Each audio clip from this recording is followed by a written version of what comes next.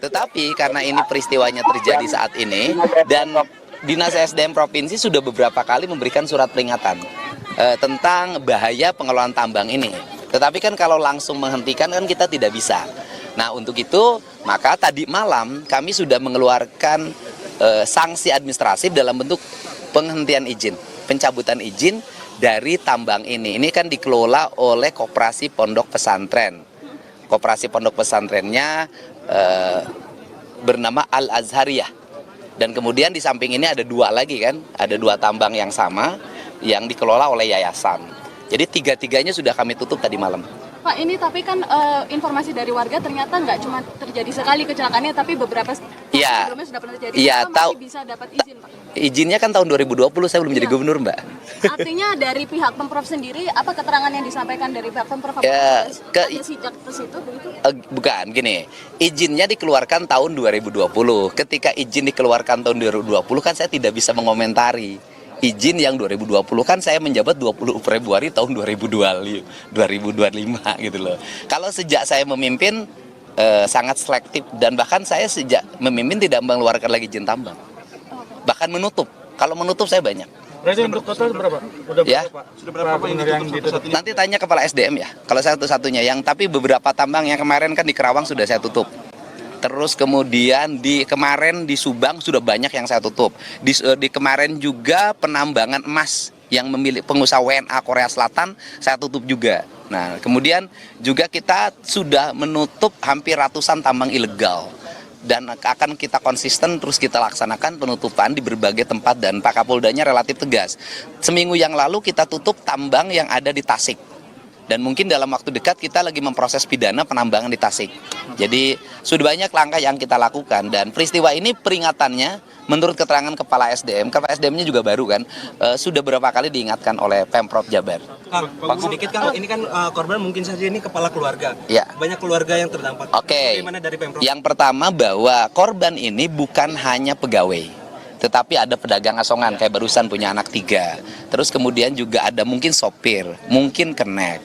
Maka keluarga-keluarga yang ditinggalkan karena peristiwa musibah ini, kami menanggung biaya hidup untuk anak-anaknya. Kemudian juga kami sudah menyiapkan santunan untuk keluarganya.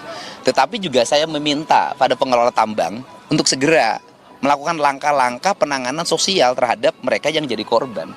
Kan tambang di sini untungnya sudah banyak. Kan harus ada sikap untuk memberikan bantuan dan tanggung jawab terhadap korban. Bagaimana jawabannya prosedur penanganan atau seperti apa untuk? Kalau saya sih mengatakan, karena saya 3 tahun yang lalu sudah ke sini, tambang ini tidak memenuhi syarat sebagai pengelola tambang. Karena 3 tahun yang lalu saya sudah datang ke sini dan saya sudah menyatakan waktu itu tambang ini mohon ditutup. Karena jalan Pak tetap. Saya kan waktu itu belum jadi apa-apa Pak, gitu loh. Pak Gub, terkait air, Pak Gub, terkait sungai yang tercemar ini gimana Pak Gub untuk ya begini, kan aspek pidananya nanti biar Polda yang mendalami. Pidananya selain dilanggarnya standarisasi K3, juga misalnya aspek pencemaran. Kemudian kan ini Yayasan Kopontren. Benarkah Yayasan Kopontren ini benar-benar digunakan untuk kepentingan pondok pesantren atau tidak? Atau hanya menggunakan baju Kopontren saja? Nah, biarkanlah itu penyidik yang melakukan pendalaman terhadap itu. Tugas saya hari ini adalah satu ya, bersama-sama tim Basarnas untuk melakukan pencarian korban sehingga bisa ditemukan lagi. Yang kedua, memberikan tanggungan terhadap keluarga yang ditinggalkan dari sisi aspek sosialnya. Kemudian yang ketiga, mendorong agar perizinannya tidak dibuka lagi dan itu sudah dilakukan. Yang keempat, melakukan recovery lingkungan termasuk mencari pidana lingkungannya apabila terlanggar. Kang, artinya ini setelah adanya kejadian ini seluruh aktivitas tambang di Gunung Kuda akan ditutup? Semuanya sudah di malam sudah ditutup. Berarti permanen atau gimana? Tidak akan saya buka lagi. Berarti permanen? Ya sudah, saya tidak akan saya buka lagi. Pak Gub, untuk terkait pemulihan kondisi sungai yang akhirnya menyebabkan para petani harus... Ya itu akan kita recovery ya, karena kan PR kita terhadap kerusakan lingkungan di Jabar itu banyak ya. Dan tindakan kita ini kan kadang-kadang berhadapan dengan masyarakat itu sendiri yang menginginkan tambang itu ada. Tetapi bagi saya hari ini saya lebih memilih konservasi, pengelolaan lingkungan, penyelamatan lingkungan daripada sekedar ekonomi. Ya. Kerusakan sudah berapa hektar per sini luasan penambangan di 3 yayasan? Ini kan yayasannya 30 hektar seluruhnya. 30 hektar. Ya kita setelah ini juga kita akan manggil perhutani ya.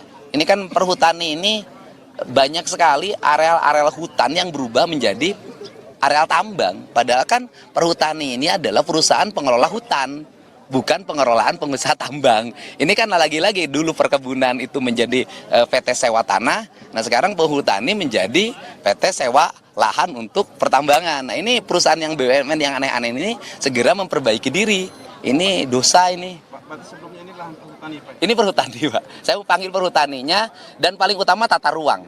Saya minta Pemda Kabupaten Cirebon untuk segera melakukan perubahan tata ruang.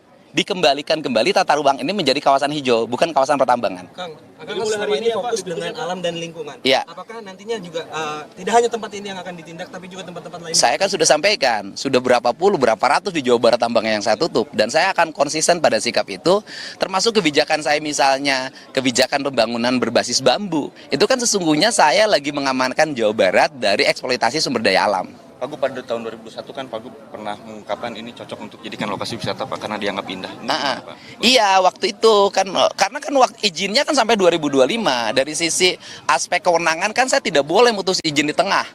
Ya, kalau sekarang kan ada musibah, ya izinnya langsung dicabut. Apakah ada rencana untuk pembangunan wisata ke depan? Ya gimana mau jadi wisata? Tempatnya masih harus di recovery. Ini harus recovery total dulu sehingga aman untuk lingkungan. Kalau sudah aman untuk lingkungan baru kita kembangkan wisata. Ya. Terima kasih, Pak Gubernur.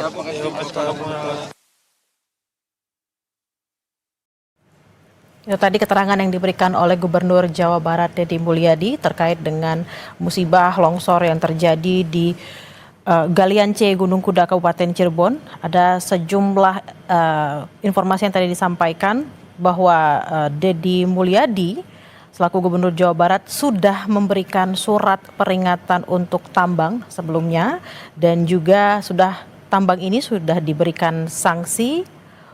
Sanksinya adalah pencabutan izin